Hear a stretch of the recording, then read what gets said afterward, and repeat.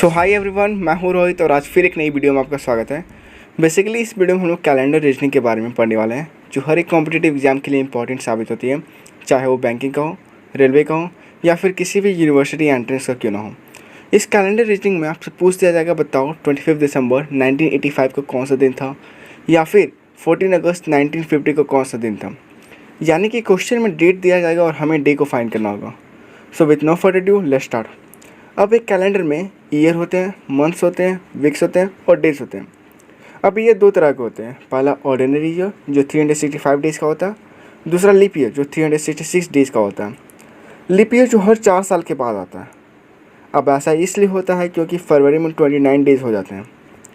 जैसा कि हम सभी जानते हैं कि अर्थ को एक कंप्लीट रिवोल्यूशन करने में 365 डेज 6 आवर लगता है। ये 6 आवर हर साल ऐड होते रहता है और 4th ईयर में ये 24 आवर का हो जाता है, जो एक दिन बनाता है। और इस तरह से ये 4 साल के बाद आता है। I think up to this clear to you. अब हमें एक नया कंसेप्ट पढ़ना है, वह है odd day. So what is odd day? Any number of days which have more than complete number of week in a given period of time are called odd days. कहने का मतलब है जब सप्ताह में 7 दिन से ज़्यादा दिन हुआ वो ऑड डेज कहलाता है। जैसे 9 डेज में 2 ऑड डेज, 10 डेज में 3 ऑड डेज, लेकिन 14 डेज में 0 ऑड डेज होंगे क्योंकि ये कंप्लीट 2 वीक्स बनाता है। ठीक है। So there is a question, how to identify whether a particular days possesses odd day और not. So any number of days which is completely divisible by 7, it means it has 0 odd days. जैसे 7, 14, 21, 28, it has 0 odd days. On the other hand, when a number of days is not completely divisible by 7, the remainder is its odd day. जैसे 8 days में 1 odd day, उसी तरह 10 day में 3 odd day. अब जैसा कि हमने पढ़ रखा है कि लीप ईयर हर 4 साल के बाद आता है, और जब कोई ईयर 4 से कम्प्लीटली डिविजिबल होता है वो लीप ईयर कहलाता है। लेकिन हर एक सेंचुरी जो 4 से डिविजिबल होता है वह लीप ईयर नहीं होता। लेकिन हाँ, every 4th century is a leap year. For example, 400, 800, 1200, 1600 are all leap year, but century like 100, 300, 500, 600 are not leap year. यानी लीप ईयर चेक करने का तरीका 4 से डिविजल होना चाहिए और लीप सेंचुरी चेक करने का तरीका 400 से डिविजल होना चाहिए। Now, an ordinary year has 365 days, that is 52 weeks plus 1 day. और leap year has 366 days, that is 52 weeks plus 2 days. How it is happened? Let's say. When we divide 365 days that we call as ordinary year by 7, we get remainder as 1. It means it has 1 odd day. Similarly, 366 days में 2 odd day होंगे। अब एक century में 100 साल होते हैं and every 4th year is a leap year. So let's break a century in leap year as follow: 4, 8, 12, 16, 20 and so on up to 96. याद कीजिए, हम लोग ने क्लास 10 में एक फॉर्मूला पढ़ा था नंबर ऑफ टर्म्स निकालने का, that is L equal to A plus n-1 into D, whereas L equal to last term, A equal to first term, n is the number of term and D is the common difference. So we have to find n by putting the value in the formula, that is 96 is equal to 4 plus n-1 into 4. After calculation we got n equal to 24. यानी इस तरह से n का value 24 होगा. ठीक है. Therefore, a century has 76 ordinary year and 24 leap years. Now, 100 leap years that is equal to 24 leap year plus 76 ordinary year. अब leap year और या ऑर्डिनरी ईयर को सबसे पहले हमें डेज में कन्वर्ट करना होगा. ठीक है. तो 24 इंटू 366 डेज, क्योंकि एक लीप ईयर में 366 डेज होते हैं. ठीक है. Plus 76 into 365, 1 ordinary equal to 365 days. Okay. तो अगर मैं इंटू करूँगा प्लस करूँगा तो 36524 डेज आएंगे. ठीक है. अब इस डेज को सबसे पहले हमको 7 से डिवाइड करना होगा ताकि हमें और डेज प्राप्त हो सके. तो जब मैं इसे डिवाइड करूँगा तो रिमाइंडर 5 आएगा. ठीक है. तो इस तरह से 5 इसका और डेज होगा. सो 100 ईयर कंटेन 5 और डेज. सिमिलरली 200 ईयर कंटेन 10 और days. And when we divide 10 by 7, we get 3 odd day. So 200 year contain 3 odd days. 300 year contain 15 day or 1 odd day. 400 year contain 0 odd day because it will completely divisible by 4. Likewise, year 800, 1200, 1600, 2000 contain 0 odd days. I think up to this is clear to you. Let's move to the question. Find the day of, first question is find the day of the week on 2 फरवरी 1985.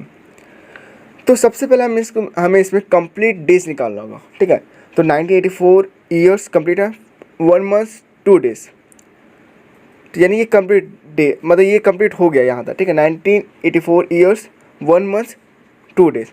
अब 1984 years को हमको क्या करना होगा, तोड़ देना होगा. 1600 ईयर्स, 300 ईयर्स, 84 ईयर्स. ठीक है, अब हमें एक एक करके ईयर में और डेज फाइंड करना होगा. कैसे फाइंड होगा, चलिए देखते हैं. 1600 ईयर में 0 ऑड होगा, जैसा कि हम पहले बता दिए थे. 300 ईयर में 1 ऑड होगा. अब 84 ईयर में जो ईयर है उसमें लीप ईयर भी होंगे, ऑर्डिनरी ईयर भी होंगे. तो लीप ईयर चेक करने का हमने बता दिया था कि 4 से डिवाइड करना होगा.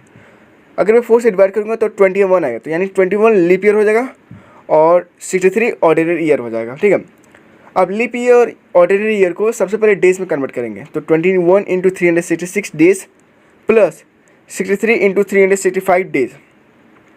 तो इस तरह से टोटल जो डेज होगा वो 30681 डेज होगा.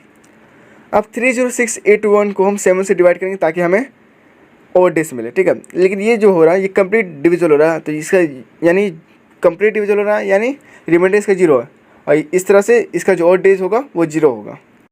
अब बात करता हूँ मंथ्स की, बचे हुए दिन का, यानी 1 मंथ 2 डेज.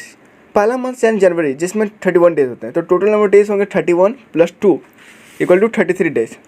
अब हमें इसमें और डेज फाइंड करना होगा. इसके लिए हमें 33 डेज को 7 से डिवाइड करना होगा. डिवाइड करने के बाद हमें रिमाइंडर 5 मिला, जो कि 5 और डेज बन जाएगा. नाउ 2 फरवरी 1985 हैज़ 1 + 5 दैट इज 6 और डेज.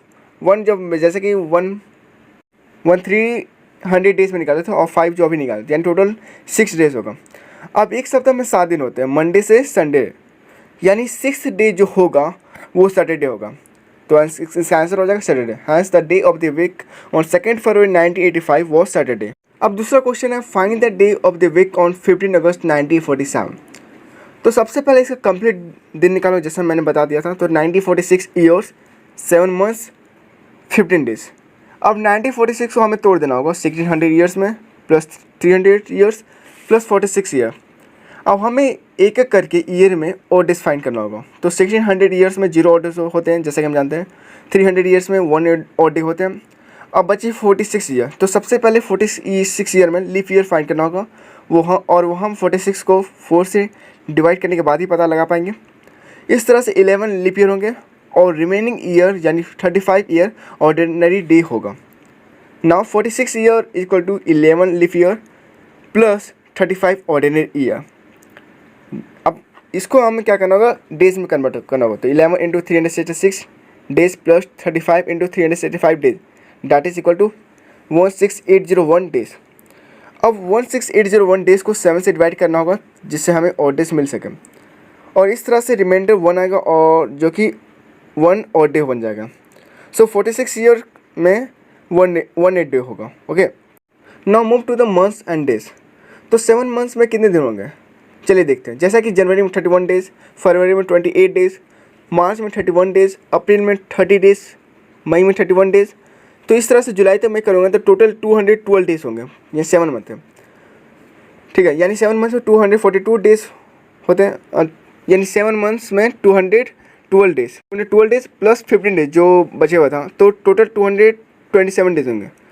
अब 227 डेज को सबसे पहले हम और डेज फाइंड करेंगे, और ये कैसे होगा, 7 से डिवाइड करेंगे. तो इसका जो आएगा 32 वीक्स प्लस 3 डेज. इस तरह से इसमें 3 और डेज हैं. तो now 1946 year plus 7 months plus 15 days contain 1 + 1 + 3 that is = 5 days which is the Friday. So the answer will be the Friday. Okay, ये भी क्वेश्चन है इसी तरह का बनेगा. अब जैसे कि लीप ईयर का क्वेश्चन रखेगा, जैसे पूछेगा 26 दिसंबर 1996 में कौन सा दिन था. तो याद रखिए 1996 जो है एक इसमें क्या होगा, लीप ईयर मतलब लीप ईयर होगा. ठीक है, तो फरवरी में 29 डेज होगा, और इसी तरह सब कुछ सॉल्व होगा. ठीक है, तो I think this is clear to you. तो जय हिंद, thanks for watching my video.